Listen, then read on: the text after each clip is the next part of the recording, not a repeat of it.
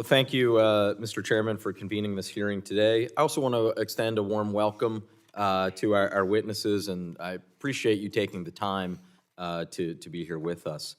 And as this Congress comes to a close, and I believe this will be the last time we're together this year, I also want to take a moment to recognize the contributions of members on both sides, especially those who will be departing Congress at the end of this session, including Barbara Lee, Dan Kildee, Earl Blumenauer, Jennifer Wexton, and David Trone on the Democratic side, and Michael Burgess, Drew Ferguson, and Greg Lopez on the Republican side.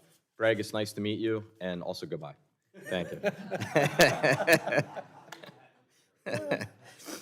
Happens quickly, doesn't it? I also want to just take a moment and give special recognition to two others who began this Congress with us on the committee.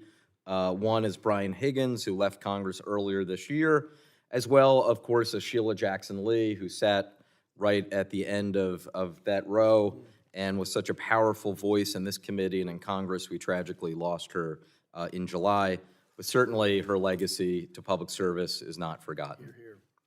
Now, I also want to take a moment, as we're at the end of this year, to look back on where we were just 4 years ago, or really, I would say 5 years ago, at the beginning of 2020.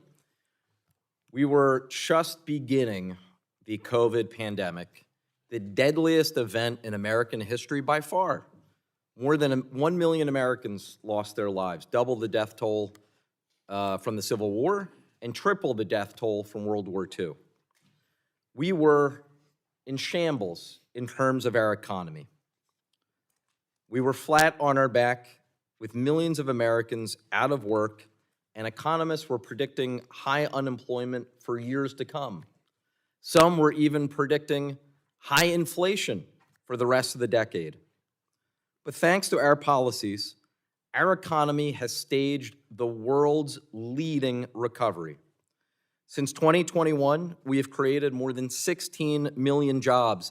That is 7 million more jobs than the pre-COVID peak, which was in February 2020, right before the pandemic began. So we've recovered all of the jobs lost through the pandemic and added 7 million more on top of that. In terms of inflation, despite the fact there were those predicting that it would take a massive amount of unemployment in order to tame it, not so. Inflation has been tamed from a peak of 9% in the summer of 2022 to now roughly 2.5%. And in terms of our economic growth, it was 2.5% last year.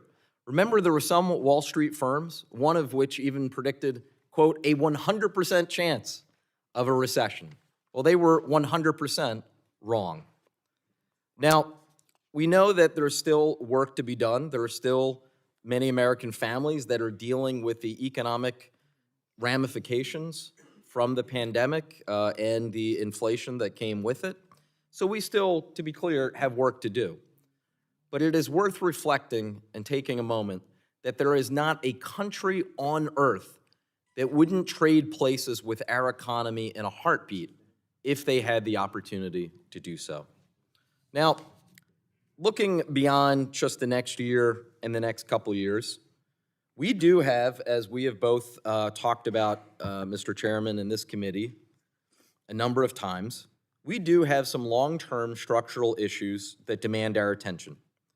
An aging population is increasing costs for programs like Social Security and Medicare, programs millions of Americans depend on for a dignified retirement.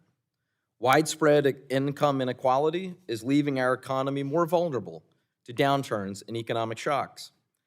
And this is where we will disagree, I think, 2 decades of Republican tax cuts have exploded our national debt. We have heard testimony in this committee during this term that we are missing $10 trillion in revenue cumulatively just because of the tax cuts we have had ever since 2001. I don't think the response to those long-term structural issues and our rising national debt is to compound those issues with a new $4.6 trillion in debt because of extending the tax cuts in the TCJA for another decade. Unfortunately, that is what some are proposing. If we really want to get serious about dealing with our long-term structural challenges and dealing with our national debt, the very last thing we should do is add $4.6 trillion to our national debt. And that's not my figure. That is exactly the CBO estimate on what the extension of the TCJA tax cuts would cost. So I look forward to this hearing. I see I'm already half a minute over my time, so I'll just conclude with this. Mr. Chairman, congratulations, not only on your reelection to Congress, but your reelection as chairman of this committee. It has truly been a pleasure the last 2 years working with you, my friend, and I look forward to getting to do so again for another 2 years. Thank With that, you. I yield back.